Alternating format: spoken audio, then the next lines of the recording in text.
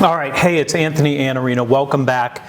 Today we're going to talk about the most important mindset you have to have for sales, and that is the mindset around prospecting. So you have to get this right. It's critically important to your results. So I'm going to give you 4 big bullet points here. We're going to talk them through. Number 1, opportunity creation comes first. And I mean this in 2 separate ways. So opportunity creation comes first every day. So every single day in sales, you only do 2 things. You create opportunities and you pursue those opportunities and you win them. That's what you do.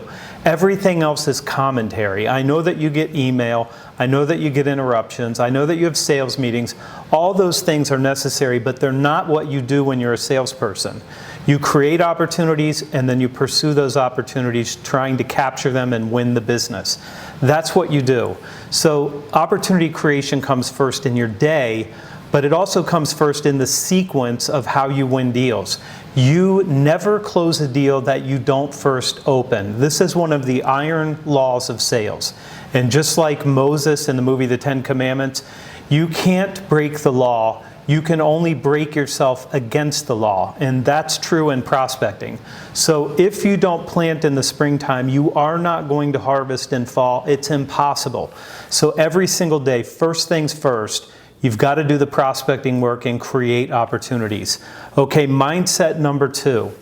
I used to teach at Capital University, and I taught a class on professional selling, and I would ask the young kids that came in to tell me the stereotypes for salespeople, and they would say smarmy, pushy, selfish, money grubbing. They'd come up with all these words. And then I would say to them, raise your hand if your mom works in sales. And I don't know, there would be 3 or 4 people that would raise their hand. And I would say, so your mom is a pushy, smarmy, self-oriented person that's just trying to get money? And they would resist that. They'd say, no, my mom's a wonderful person. Her clients love her. She takes care of them. And I believe that that's true, because selling is not something you do to someone.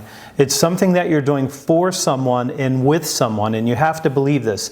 If you're going to pick up the phone and make calls, if you're going to use a prospecting sequence and pursue somebody, you're only doing that because you believe you can help them get better results than they're getting now, or you wouldn't bother making the call. You never call people who can't buy or can't benefit from what you sell, do you? You never do that. You never call like a daycare center and say, listen, are you interested in buying auto parts? Why would you do that? They don't buy auto parts. You only call on people that buy the things that you sell. So what you're doing is you're trying to help people get better results, and that's a good thing to do. And it's one of the reasons that we love the job that we do so much. It's because selling's going out and solving problems and helping people get better results. So that's the second mindset. So you got to put opportunity creation first. You got to believe you're doing it to help other people. Okay, the other thing is you got to be convicted in your heart. I mean, you have to be convicted in your heart. You're interrupting your client. When you make a call, you're interrupting them. You have to believe that that interruption is worth their time, because if you don't believe the interruption is worth their time, they're not going to believe the interruption is worth their time either. So you have to do this. And if you have a value proposition that's not good, you're going to make people run away from you. And listen, they've had lots of meetings with a lot of our brothers and sisters in sales who did not show up with anything to say other than, let me pitch you my product. So you can go to the Lost Art of Closing. You can go to the third book I wrote, Eat Their Lunch. You can go to b2bsalestraining.com and look at Sales Accelerator, where you can learn this. But ultimately, you have to have a value proposition that sounds like, listen, I've got 4 trends I want to share with you in an executive briefing. Even if there's no next step for me, you are going to make different decisions about your future, and you're going to want to share this slide deck with your team so that they can start making the changes necessary, whether you do it now or you do it 2 months from now. Okay, so I've got to trade enough value, and that means I have to be completely convicted that what I'm doing is going to serve that client. They have to hear it in your voice. If they don't hear it in your voice, they're going to say no. Okay, the last part, mindset number 4. Probably the second or third most frequent question I get from viewers and from readers of the sales blog. And that is, how do you deal with rejection? You're not being rejected. Your value proposition is being rejected. No one is rejecting you as a person. They're not personally rejecting you. They're not attacking you. They're not trying to diminish your value on this earth. They're not doing any of those things. All they're doing is telling you, the value prop that you offered me wasn't strong enough for me to say yes. So I'm refusing your meeting because you didn't give me a value prop that I could say yes to, and you don't sound like you're convicted.